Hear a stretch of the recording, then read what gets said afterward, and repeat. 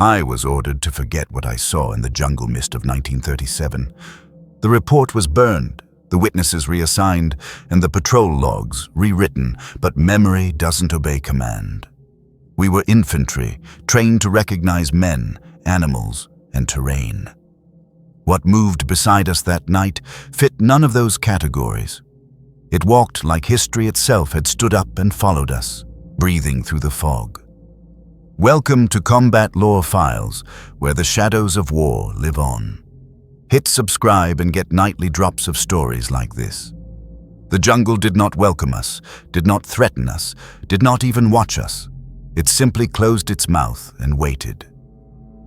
I still remember the exact moment our boots left the dirt road and entered the jungle proper, because the sound of marching died as if someone had smothered it with both hands. One step we were soldiers, a column of Japanese infantry under imperial orders, rifles oiled, packs tight, commands whispered and understood. The next step, we were intruders inside something far older than flags or maps. It was 1937, and the border region we were assigned to patrol was marked in red pencil on our charts: disputed territory, resistance routes suspected, villages half erased by previous campaigns. The officers called it routine clearing. They said we would move in, show presence, and move out. But the jungle did not behave like terrain. It behaved like a living boundary. The canopy closed overhead so thickly that morning light turned green and sickly, as if filtered through old glass. Mist clung to our knees and drifted higher, swallowing faces only a few paces ahead. Sweat formed instantly under my helmet, trickling down my spine before my body even understood the heat. I could hear my own breath too clearly, each inhale loud in my ears, each exhale seeming to carry farther than it should. The jungle answered nothing. No birds, no insects, just the faint sound of boots pressing into wet earth. And even that seemed to fade the deeper we went. We advanced in single file, rifles angled low, fingers disciplined but tense. Our sergeant raised a fist every few minutes, listening, scanning, then signaling forward again. Training told me silence meant safety. Instinct told me silence meant attention. We were not alone, but whatever shared that jungle with us had chosen not to announce itself. The porters walked ahead at first, local men conscripted to carry supplies and guide us along narrow trails that barely deserved the name. They moved stiffly, eyes down, shoulders hunched as if the trees themselves leaned closer when they raised their heads. After an hour, one of them stopped dead. The man would not move, no matter how hard the sergeant barked at him. When questioned, he pointed into the mist with a trembling hand and muttered a word I did not recognize. Another porter repeated it, then another, until the sound became a whisper passing down the line like a sickness. The lieutenant snapped at them, demanded translation. One older porter finally looked up, his face pale beneath layers of dirt, and said in broken Japanese that beyond this point was not for soldiers. He said the jungle had a guardian. He said the ground here remembered things that should have stayed buried. The lieutenant laughed, sharp and dismissive, and told him fear was a luxury peasants could afford, not imperial troops. Still, the porters refused. They dropped their loads, bowed repeatedly, and backed away as if retreating from a shrine. Regulations said desertion was punishable. Reality said shooting them would leave us lost, so the order was given to proceed without them. We redistributed the packs, ammunition clinking softly, canteens sloshing. I felt the extra weight immediately, but what pressed heavier was the knowledge that men who lived their entire lives under that canopy would not take another step forward. As we moved on, the trail narrowed until branches brushed my shoulders and leaves slapped my helmet. The mist thickened, rising from the ground like breath from a massive unseen lung. Every so often, I thought I heard something behind us. Not footsteps, but a dragging sound, low and rhythmic, like something heavy being pulled slowly through undergrowth. When I turned, there was only fog and the vague shapes of trees that looked too similar, as if the jungle had learned how to copy itself. We advanced deeper, and with each step, the feeling grew stronger that we were passing a threshold. My rifle felt smaller in my hands, suddenly inadequate not because of an enemy, but because I could not imagine where to aim if one appeared. The jungle floor was wrong. Mud should squelch, leaves should crack, roots should snap under weight, but our steps sank soundlessly, as if the ground absorbed noise on purpose. At one point, the corporal beside me whispered that his ears hurt, like pressure before a storm. I felt it too, a dull ache behind the eyes, a tension in the jaw, as if the air itself resisted being breathed. We halted near a shallow ravine where water trickled sluggishly over dark stones. The lieutenant checked his compass and frowned. The needle wavered, refused to settle.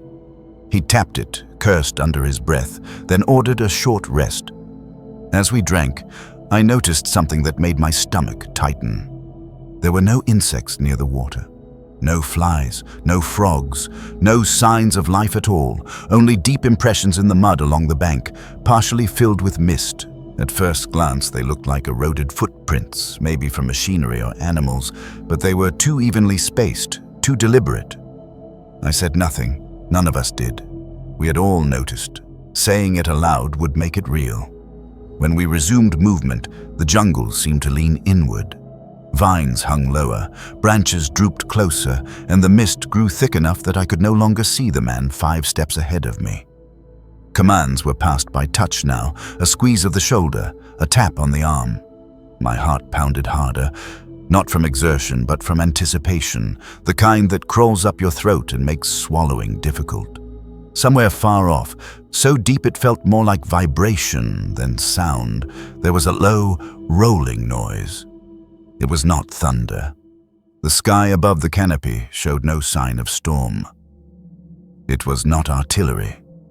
The rhythm was wrong, too slow, too heavy.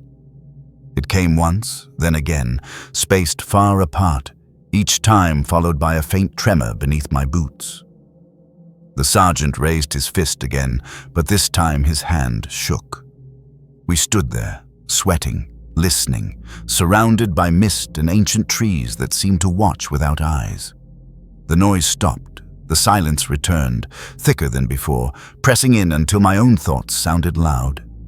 I remember thinking then that this place did not care who controlled it on paper, did not recognize borders or orders or empires.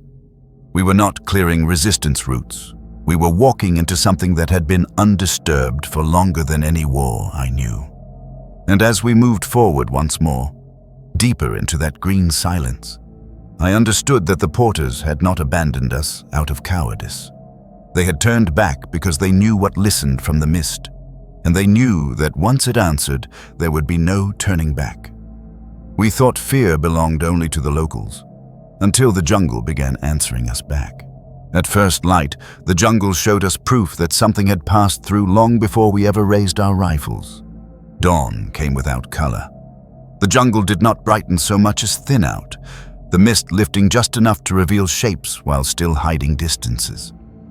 We halted near a stretch of open ground where the trees pulled back reluctantly, as if allowing us a brief look at something we were never meant to examine closely. My legs trembled from the night march, calves tight, shoulders burning beneath the weight of the redistributed packs.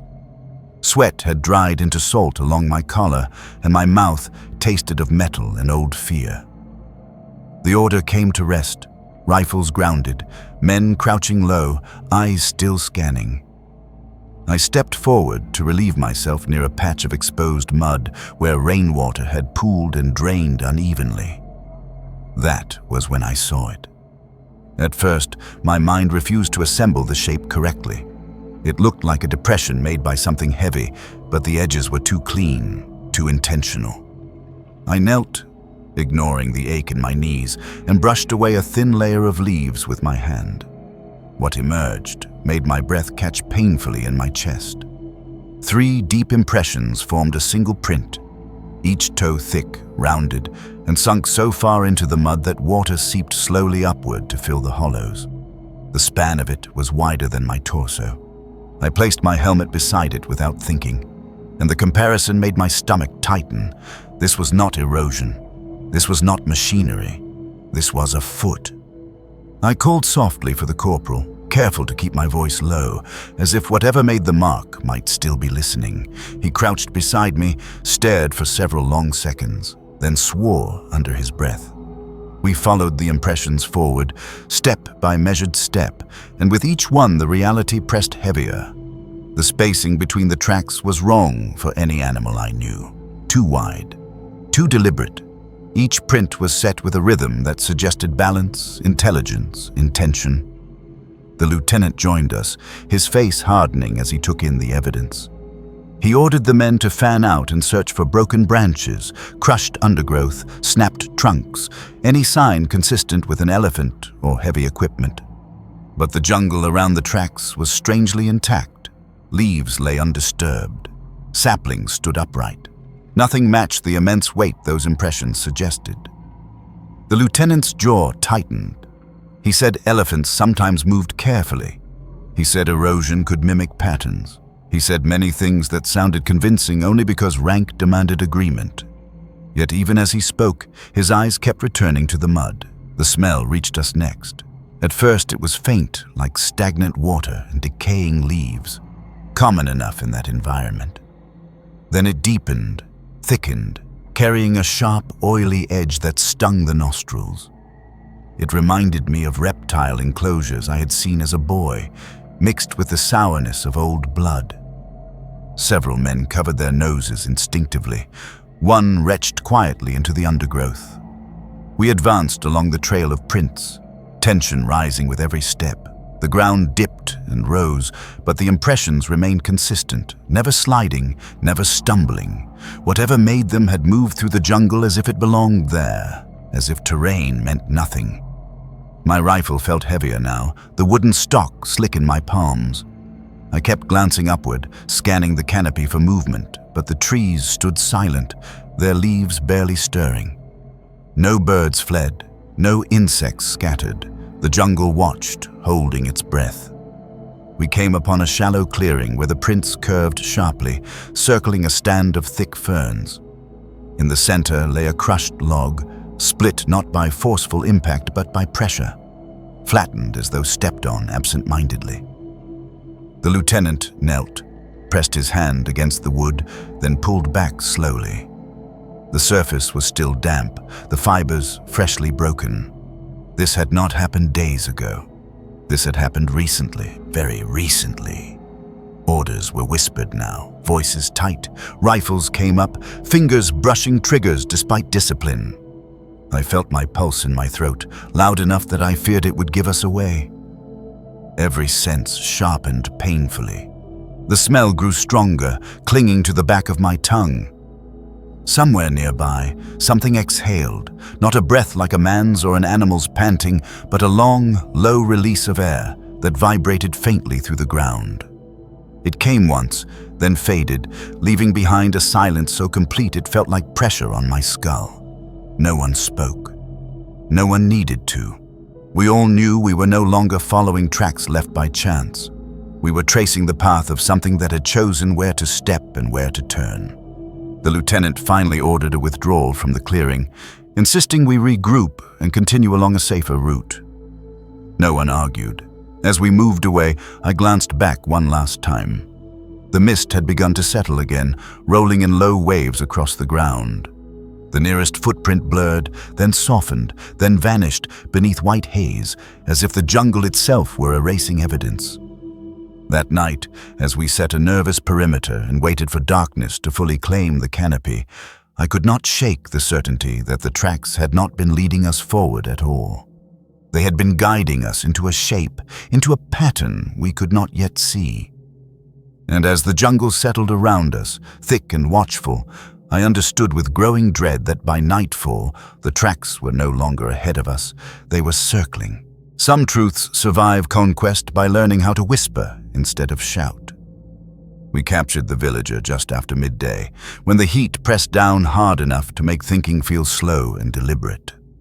He had been watching us from behind a screen of vines, thin arms wrapped around a hunting spear older than any rifle in our unit. He did not run when discovered. He stood his ground, eyes dark and unblinking, as if flight would insult whatever protected him. We disarmed him carefully, half expecting resistance, but he surrendered the spear without struggle.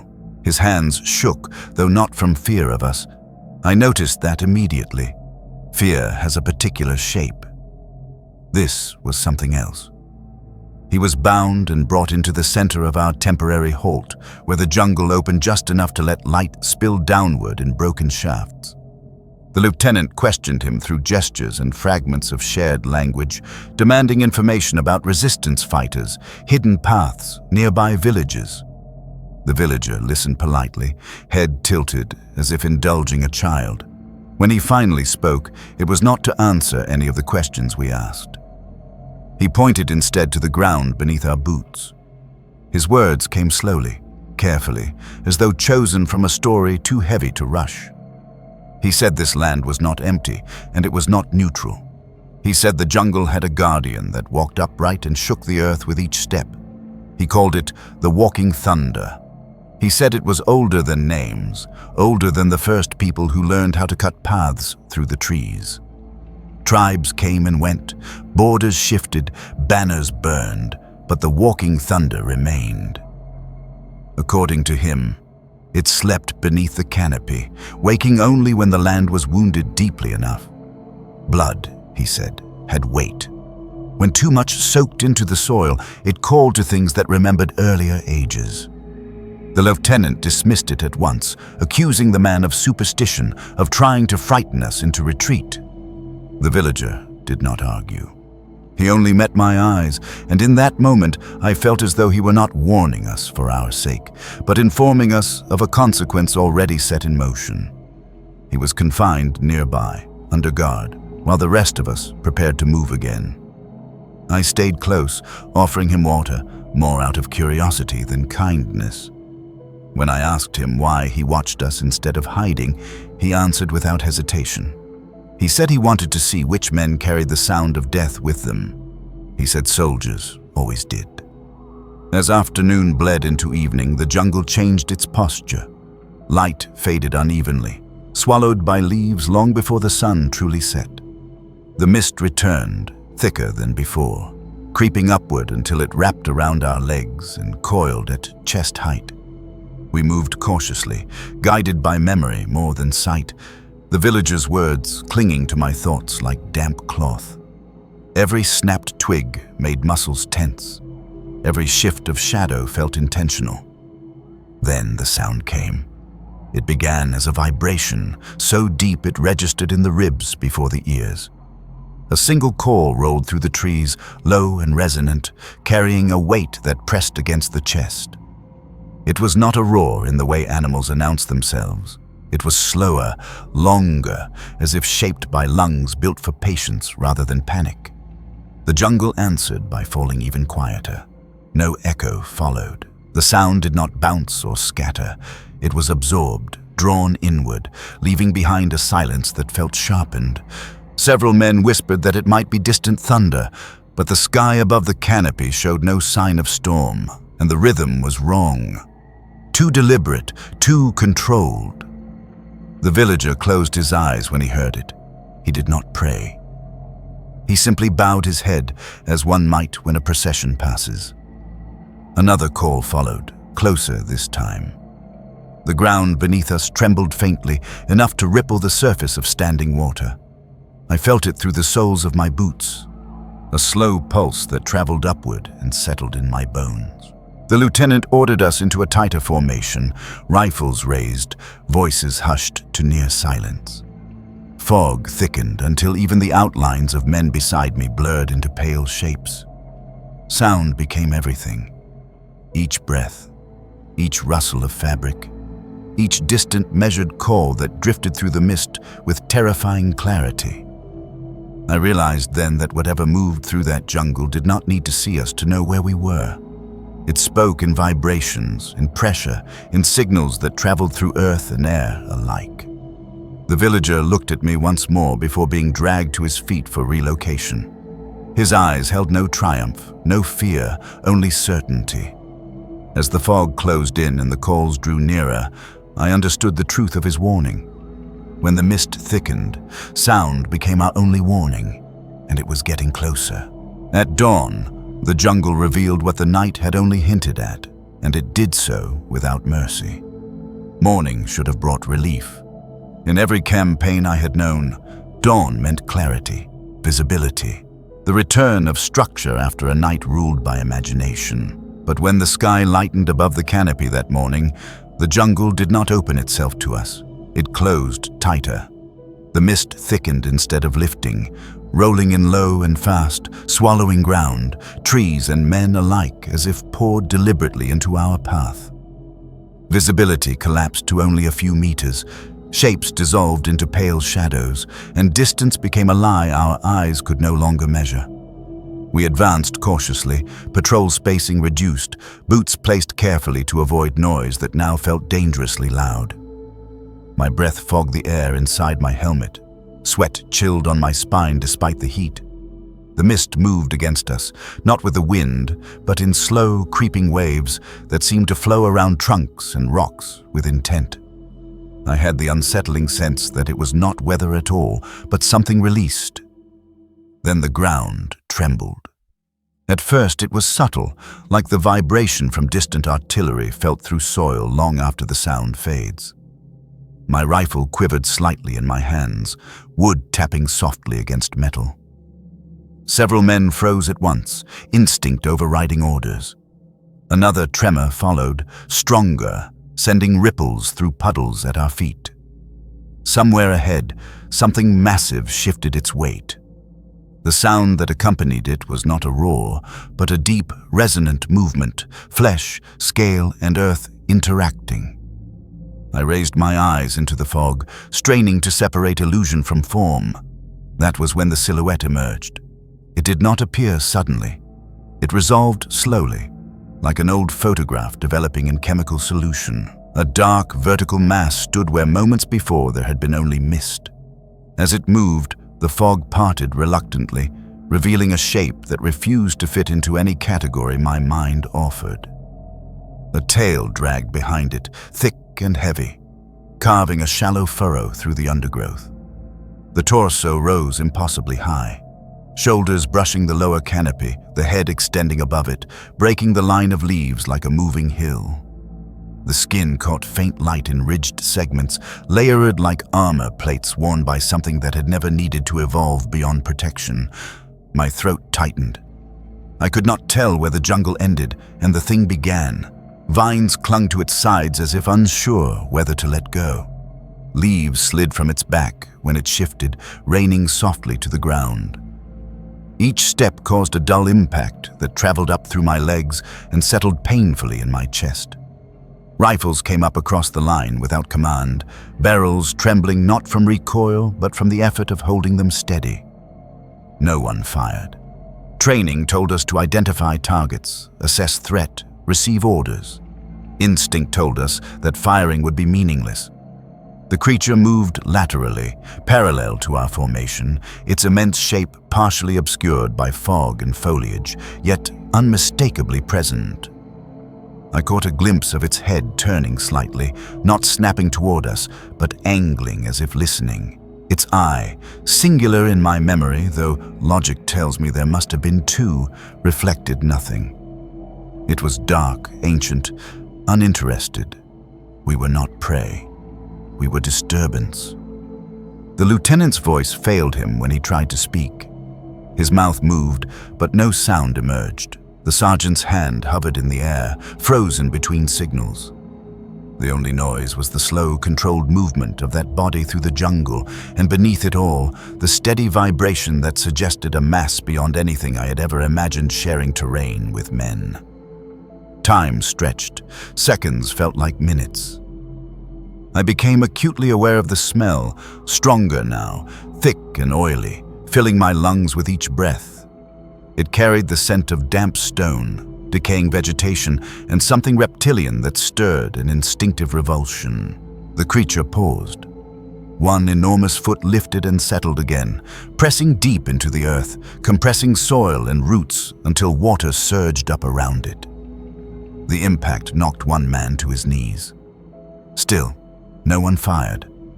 I remember thinking that if it charged, we would be erased in seconds, but it did not charge. It observed. It existed. The fog shifted, briefly thinning, and for an instant I saw more clearly than I ever wanted to. The ridges along its back were scarred, not fresh wounds, but old marks, healed over, evidence of a life lived through eras when the world itself had been more violent. This thing had survived climates, catastrophes, ages that had erased countless other forms of life. What chance did we, with our rifles and flags, truly have? Then, as deliberately as it had appeared, the creature moved away. The fog closed behind it, erasing its outline piece by piece until only vibration remained. Then even that faded. The jungle exhaled. Sound returned cautiously, leaves rustling, distant insects resuming tentative calls. Men sagged where they stood, muscles releasing tension all at once. I realized my jaw ached from clenching it. My hands were numb from gripping the rifle too tightly. No orders were given for several long moments. There was nothing to say. Words belonged to a world that had rules. Finally, the lieutenant signaled a withdrawal to a denser stand of trees, his face pale, eyes unfocused. As we moved, I kept glancing back, half expecting the fog to part again. It did not. But the sense of being watched did not fade. That morning changed the shape of my understanding forever. We had crossed from war into something older, something that did not recognize us as enemies or targets, but as intrusions. And standing there with rifles raised at a creature that belonged to a deeper time, we didn't fire because we couldn't decide where the jungle ended, and the creature began. Discipline holds until the moment it meets something that does not acknowledge it. We moved again under orders that sounded confident but felt hollow. Our formation tightened not for aggression, but for reassurance. The fog remained low, drifting in uneven sheets that parted just long enough to remind us that we were still inside the same jungle, still within reach of whatever had revealed itself at dawn. The creature did not vanish. It paced us. I sensed it before I saw it, the way pressure builds before a storm breaks. The ground vibrated intermittently, not enough to send us sprawling, just enough to remind us that something immense matched our progress step for step. Every time we advanced, it advanced. Every time we halted, it halted. There was no charge, no retreat, no attempt to close distance. It watched. That realization unsettled us more deeply than any attack could have. Training prepares a soldier for confrontation, for movement, for decisive action. It does not prepare you to be evaluated by something that does not fear you. Sweat ran freely now, soaking uniforms, blurring vision. The smell lingered constantly, thick and unmistakable, clinging to the back of my throat. My ears strained to catch direction, but the jungle twisted sound until it lost meaning. A footstep could come from any angle. Then the panic broke through. The soldier was young, barely more than a recruit, his hands shaking so badly that his rifle rattled softly against his gear. He swore he saw movement in the fog to our left, a shift in mass that resolved into a ridge of armored hide. Before the sergeant could bark him down, before any officer could assert control, the rifle cracked.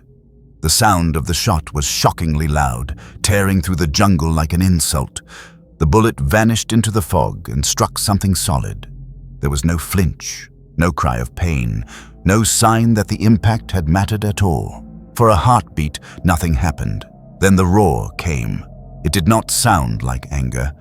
It sounded like declaration.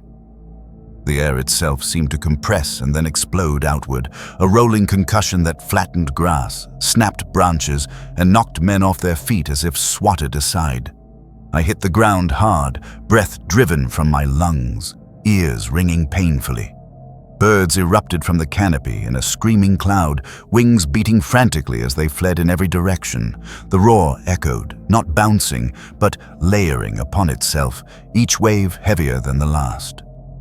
I tasted blood where my teeth had cut my lip. Around me, men scrambled, some crawling, some shouting, some frozen entirely. Orders dissolved into noise.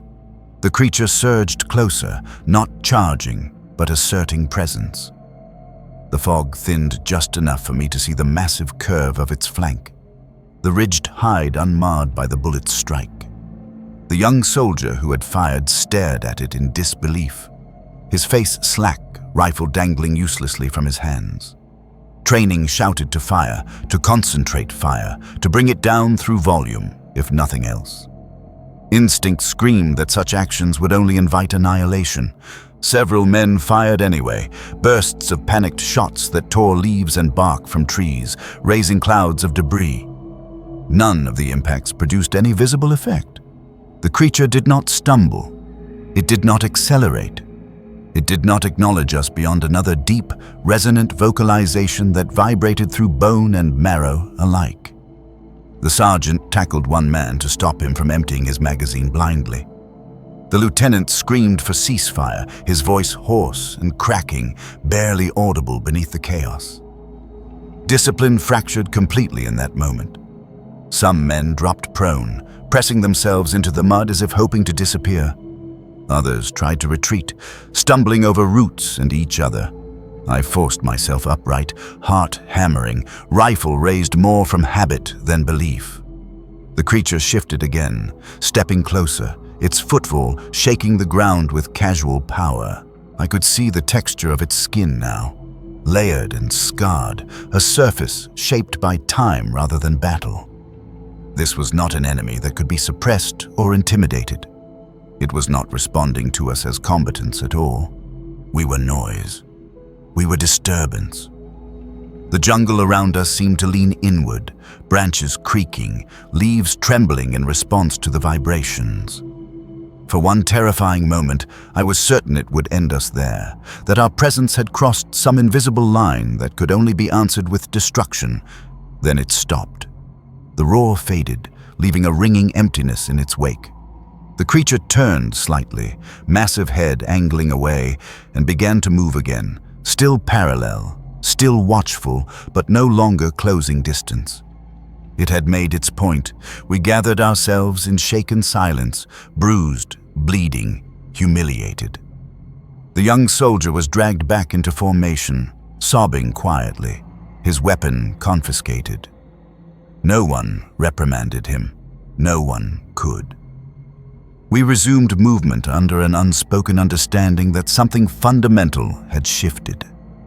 We were not executing orders anymore. We were surviving an encounter with a force that did not belong to our war. And as the jungle closed around us once more, the truth settled heavily in my chest. That was the moment we realized we were no longer hunting. We were trespassing. The jungle did not take him violently. It accepted him the way Earth accepts rain. We began pulling back before full dark, not in panic, but with the stiff, measured caution of men who knew running would only make things worse. The creature remained somewhere beyond sight, its presence no longer announced by roars or vibrations, yet never gone. I felt it the way one feels eyes on the back of the neck. The fog thickened again as evening settled, sliding low through the ferns and wrapping around trunks until the jungle became a corridor of pale walls and shifting shadows. Our formation tightened instinctively, boots placed carefully, breaths controlled. Rifles stayed raised, though none of us believed they would matter. Every sense strained for warning, and that was what made the scream so devastating. It came from the rear of the column, sharp and brief, cut off so suddenly it left a hollow ringing in my ears. One moment there was a man behind me, breathing, moving, alive, and the next there was only the echo of his voice dissolving into mist. We spun as one, rifles snapping toward the sound. Someone shouted his name. No answer came back. The sergeant ordered a halt, voice tight but steady, and sent 2 men forward to secure the line while the rest of us turned toward the undergrowth where the scream had originated. The ferns there were tall and dense, fronds overlapping like layered shields. They swayed slightly, disturbed by recent movement, then stilled as if nothing had passed through at all. We advanced cautiously, calling out again, louder this time. Still nothing. My heartbeat thundered in my ears, each pulse counting seconds since the scream. The jungle smelled heavier here, damp and rank, the earlier reptilian stench mixed now with crushed vegetation and disturbed soil. We found his rifle first. It lay twisted several meters from the path. The wooden stock snapped cleanly in two as if bent by enormous pressure. Nearby, a helmet rested upside down, the chin strap torn free. There were marks in the earth, not splashes or smears, but deep, elongated impressions pressed into the ground, forming a shallow furrow that vanished into thicker brush. Trees at the edge of the trail bore fresh damage. Bark scraped away, young trunks bent or broken, ferns flattened completely. It looked less like a struggle and more like something had passed through without slowing down. We searched until darkness made it impossible to see even our own hands clearly. No blood surfaced, not a single drop, no body, no remains, nothing that would allow us to name what had happened in terms our reports would accept. Just absence. The lieutenant ordered us to pull back again, his face drawn tight, eyes darting constantly. We moved in near silence now, each man locked inside his own thoughts, replaying the scream, imagining hands reaching, imagining teeth or claws or weight descending from above. Sleep was impossible when we finally stopped for the night. We formed a defensive ring, though the idea felt almost insulting in its futility. I sat with my back against a tree, rifle across my knees, staring into the fog. Every rustle made my muscles coil. Every shift of light and shadow suggested movement. The jungle did not test our perimeter. It did not need to. It knew where we were. It always had. Somewhere before dawn, I realized something that chilled me more than fear. There had been no sign of panic in the scream, only surprise. Whatever took him had done so quickly, decisively, without struggle. Morning came reluctantly. The mist lifted just enough to reveal the damage clearly, the broken path, the pressed earth, the empty space where a man should have been standing. No birds returned to that section of jungle. No insects stirred. We stood there longer than necessary, each of us understanding that we were witnessing the erasure of a life without ceremony or explanation. The lieutenant finally ordered us to move, and no one argued. As we left that place behind, the emptiness followed us like a shadow. By morning, the mist lifted, but the absence stayed with us. The jungle let us leave, but command made sure the truth never did. We reached the forward command post 3 days later, thinner, quieter, carrying less gear than we had departed with, and more weight than any pack could explain. The jungle ended abruptly at a scar of cleared earth, trees cut back into orderly stumps, sandbags stacked into geometry that felt obscene after what we had walked through. The sound returned here. Voices, engines, radios crackling with static and distant orders. It should have been comforting. Instead, it felt unreal, like stepping into a badly constructed stage set after witnessing something unscripted and ancient. Medics checked us quickly, eyes flicking to bruises, cuts, the exhaustion etched into our faces. No one asked what happened beyond the required forms. Our reduced numbers were noted without comment. By the time we were ushered into the briefing hut, the official version of our patrol already existed. I realized that before a single word was spoken, the lieutenant was separated from us immediately. Officers in clean uniforms led him away, their expressions controlled, their movements precise.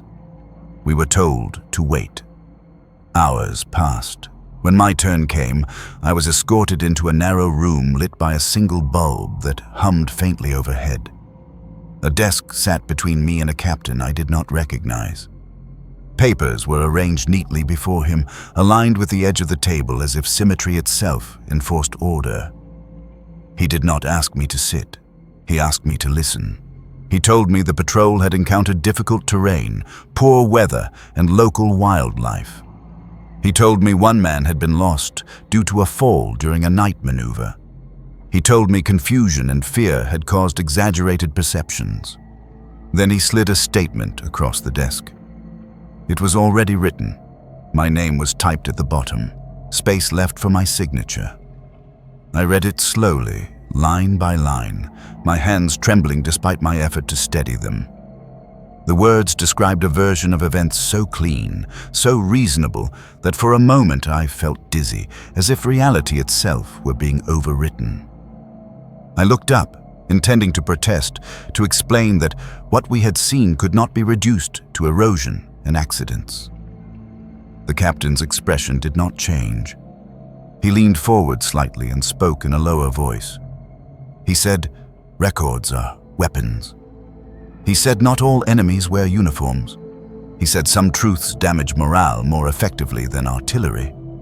When I hesitated, he reminded me that memory was unreliable, especially under stress, and that careers, families, futures depended on clarity. I signed. The pen felt heavy in my hand. Each stroke of my name felt like an act of betrayal, not just of the missing man, but of myself. Outside, I saw the others emerging from similar rooms, faces pale, eyes unfocused.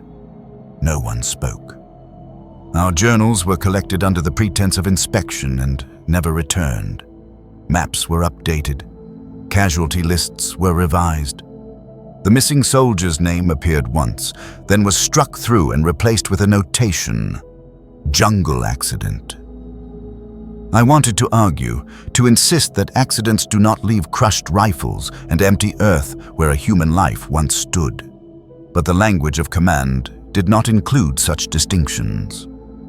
That evening, I sat alone near the perimeter, staring at the tree line where the jungle began again, intact and indifferent. An older officer joined me without invitation. He did not give his name. He did not ask questions. He simply stood beside me, lighting a cigarette with steady hands. After a long silence, he spoke quietly, eyes still fixed forward. He said this was not the first time patrols had returned shaken from that region. He said similar reports had surfaced years earlier, written by men now retired, reassigned, or dead. Each time the explanation was the same: terrain, wildlife, fear. Each time, the reports vanished.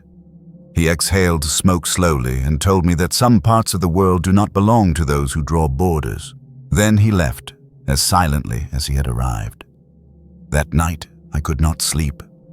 Every time I closed my eyes, I saw the fog parting, the immense silhouette moving with patient certainty. I heard the roar not as sound, but as pressure, as memory vibrating through bone. I understood then that what frightened command was not the creature itself, but the implication that the world contained things beyond doctrine and control. War depends on predictability, of terrain, of enemies, of outcomes. What we encountered shattered that illusion completely. In the days that followed, we were reassigned individually, scattered to different units, different fronts. No one wanted us together long enough to compare memories. Conversations drifted carefully away from the jungle. When the missing man's name came up in paperwork, it was only in relation to supply discrepancies or personnel adjustments. He ceased to exist as a person and became an accounting problem. Yet, despite all efforts to erase it, the story did not leave me. It settled instead, deep and heavy, like something buried rather than destroyed. I began to notice small things: how certain routes were avoided without explanation, how maps showed blank spaces where patrols never lingered, how local guides fell silent when particular valleys were mentioned. The truth was not spoken openly, but it moved beneath the surface, carried in glances, in hesitations, in orders that redirected rather than confronted. Command believed the matter resolved. On paper, it was. But paper cannot contain everything. Some experiences refuse to be flattened into ink. They remain embedded in the land, in memory, in whispered warnings passed quietly from one generation to the next. As I was transferred away from that region, watching the jungle recede into distance, I understood that what we had encountered was not defeated, documented, or denied. It was simply ignored, allowed to persist beyond the reach of official language. And I knew, with a certainty that settled deeper than fear, that silence was not the same as absence. But stories don't disappear. They sink into the ground and wait. Some places do not fade with time. They wait, unchanged, for memory to circle back. Years passed before I allowed myself to speak of the jungle again. And even then, only in fragments, carefully chosen words shared with men who understood when silence was safer than explanation. The war moved on, as wars always do, dragging borders, ideologies, and bodies across landscapes that never asked to be involved. I aged. My uniform changed. My rank shifted. But the memory of that mist never loosened its grip. It stayed with me through other campaigns, other nights, other losses, always returning in quiet moments when the world grew still enough for old sounds to surface. I told myself what command wanted me to believe. That stress had sharpened imagination, that fear had given shape to coincidence. Yet belief is not something that can be ordered into place. It must agree with what the body remembers. Mine never did. Decades later, long after the war that sent us into that jungle had ended and been replaced by new conflicts and new justifications, I found myself passing through a port city not far from that disputed region. The world had changed there too. Roads paved, radios everywhere, uniforms replaced by civilian clothes, and the noise of commerce. But when I mentioned the jungle inland, conversation slowed. Eyes shifted, voices lowered. A shopkeeper asked me why I wanted to know. A driver refused to take me beyond a certain marker, no matter how much I offered. It was a local elder who finally gave the place a name I had never heard spoken aloud during the war. He called it the Path of the Mistwalker. He spoke the words without drama, without fear, the way one might mention weather patterns or seasons. He said it was an old name, older than the empire that had sent us there, older than the villages that now skirted its edges. He said hunters learned early which trails to avoid. He said animals refused to graze there. He said sometimes the ground trembled on clear days and fog appeared where no fog should form. When I asked what the Mistwalker was, he smiled gently, as if amused by the question. He said it was not a thing to be defined, only respected. He said war had stirred it once, awakened it or reminded it of itself. He could not say which. As he spoke, pieces fell into place with an inevitability that left me cold. The stories the porters whispered, the captured villagers' certainty, the way the jungle absorbed sound, movement, even evidence. We had not discovered something new. We had walked into something very old and announced ourselves loudly with gunfire, blood, and ambition. The elder told me the legend persisted not because people feared it, but because they remembered it. He said memory was a form of boundary, stronger than fences or treaties. I did not return to the jungle.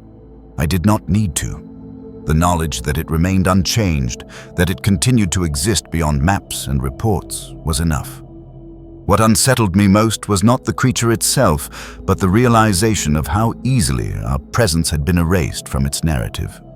One man gone. A patrol rewritten, an encounter reduced to rumor. The jungle did not carry our history forward. It absorbed us briefly and then returned to itself.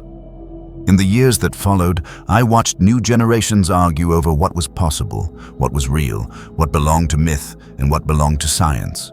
I listened as men dismissed folklore as ignorance, as if time itself had not preserved truths by teaching them how to survive quietly. I learned that legends are not born from imagination alone, but from events that resist formal explanation long enough to become stories. What we labeled impossible became folklore, not because it was false, but because it could not be processed through the machinery of war and record-keeping. Folklore, I came to understand, is what remains when truth has nowhere else to go. Sometimes, Late at night, I still hear that low vibration in my chest, feel the imagined tremor beneath my feet. I think of the missing man, not as a casualty, not as an accident, but as someone who crossed an invisible line and was taken without ceremony by a world that did not recognize his uniform or his orders. I think of how close we came to firing until nothing remained of us but noise and blood. And I think of how restraint, whether intentional or instinctive, saved us not because we were strong, but because we were insignificant. The Mist Walker did not destroy us because it did not need to. It reminded us instead of our scale. History teaches that empires rise by convincing themselves they are central to the world. The jungle taught me the opposite, that we are temporary visitors in places that will outlast our names, our flags, and our wars. The path remains avoided. The story continues to be told softly, adjusted slightly with each retelling, as all living legends are. Children hear it not as a warning, but as a fact of the land. Travelers learn which questions not to ask. Soldiers no longer patrol there, not because of any official restriction, but because routes are planned around it without explanation. The ground itself has become a footnote everyone reads, but no one signs. When I look back now, I no longer ask whether what we saw was a dinosaur, a beast, or something else entirely. Those labels feel small, inadequate. What mattered was not its form, but its presence, the undeniable truth that the world contains remnants of ages we did not inherit, forces shaped by time rather than intention. War did not create the Mistwalker. It merely announced itself loudly enough to be noticed. Empires fall, armies withdraw, but the jungle remembers who came uninvited. This story is inspired by real wartime reports, blended with folklore and dramatized for narrative purposes.